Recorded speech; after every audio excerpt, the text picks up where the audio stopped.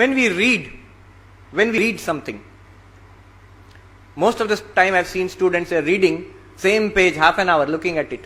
If you ask, what are you reading? I don't know, sir. Mind is elsewhere.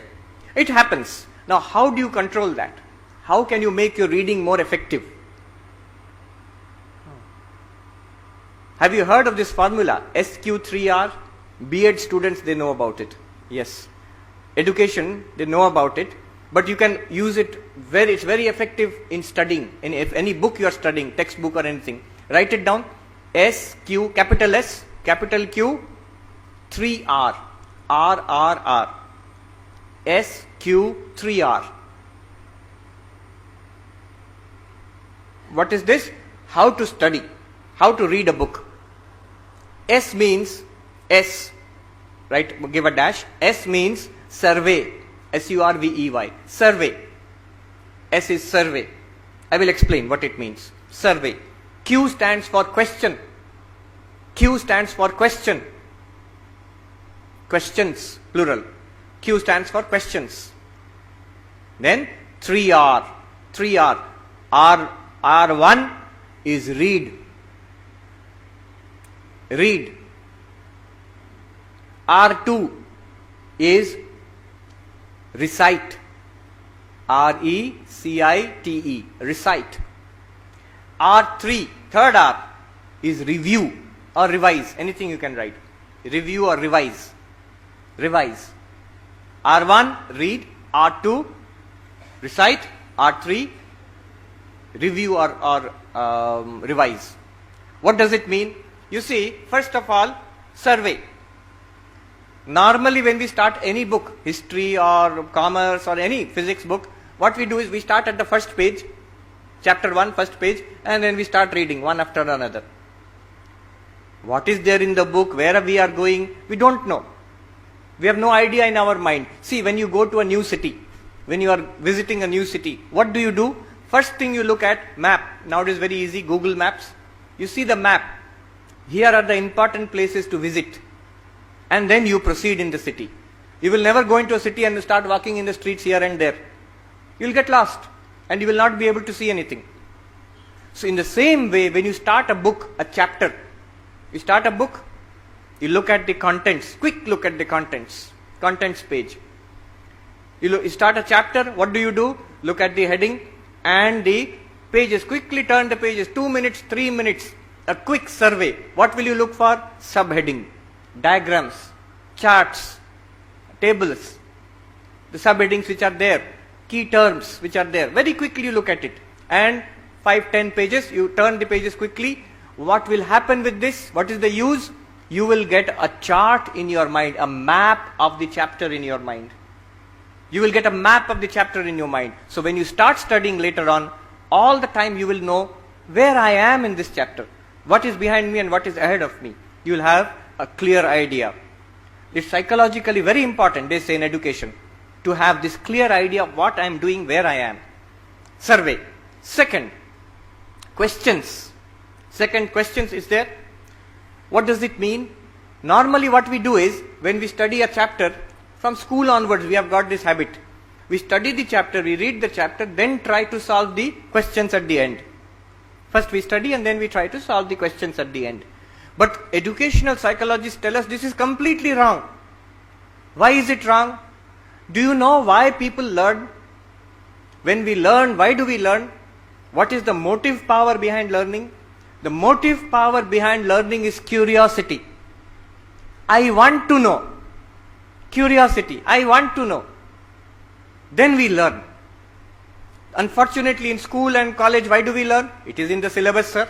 That's why we are learning. Now, syllabus, do you want to learn? No, nothing like that. That's why we don't learn also. That's why I have a lot of effort before examinations, after examinations, all forgotten again. Because I never wanted to learn it in the first place. Now, how can you create that sense of curiosity? Educational psychologists say, whatever subject you are studying, it may be maths, physics, history, commerce, whatever. First you go to the questions. Look at the questions, at least 5-10 questions. Keep them, they say write it down or you need not write it down, keep it in your mind. When you will start reading, what will happen is, the questions are in your mind. Now you are not reading mechanically. You are discovering. You are seeking the answers. You are curious. You want to know the answers to those questions. So when you are reading, then you find, oh, here is the answer to that question. Oh, here is the answer to that question. Oh, I did not find the answer to the third question. You are seeking. That's a much more powerful psychological mode of learning than simply turning the pages one after another. So question first, then study. Not study first and then question. And then third part is the 3R. After survey and questions, it is taking so long to explain it, but actually when you do it, it takes just few minutes. Then you start reading. First is R1, reading. How do you read? Do we have to learn how to read also? Yes, you have to learn how to read. Active reading. There is something called active reading. What is active reading? Don't simply hold the book and stare at it. If you stare at it, after some time what will happen? Eyes will go heavy, book will fall out of the hand. No. You keep a pen or a pencil and you mark, if it is your own book, don't mark library books. If it is your own book, you mark it. Important points, your own comments in the side, what you understood, what you did not understand. Some people write a small question mark, I did not understand this part. I agree with this part, one tick mark is there.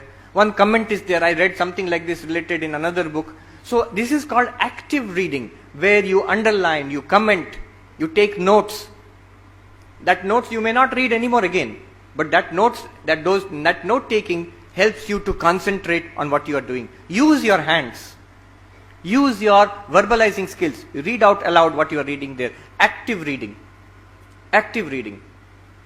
One of our senior Swamis, Swami Ranganathanandaji, who was the president of Ramakrishna Mutt and Ramakrishna Mission, he was a prolific reader. Where I am, we have got the entire collection of his books. He passed away a few years ago at the age of 98. Till the end of his life, imagine, a 98-year-old old man, end of his life, 10 hours a day he used to study. 10 hours a day. When he is extremely sick in the intensive care unit of the hospital, I have myself seen. We had gone to visit him. He was very ill. Just few days before he died. Reading such a thick book on, you will not guess what subject, on the connection, interface between meditation and neuroscience, Zen and the brain. Such a thick book. Just 2 days before passing away, 3 days before passing away, he is reading that book and underlining, lying in the intensive care unit of the hospital, reading the book, underlining, making comments. Hand is shaking like this, but he is still doing that. Active reading. All his books, thousands of books he has given to our library, I have seen. All of them are marked. All of them there are comments. Everywhere it's written which date he started, which date he completed. So, active reading, that is R1. R2, recite. After reading 1 page or 2 pages, don't go further. Stop. Mentally you recite. Not like a poem. Just mentally recite the main points. You may feel I am understanding. When you try to recite by covering the book, you will find 1 or 2 places you have got doubts.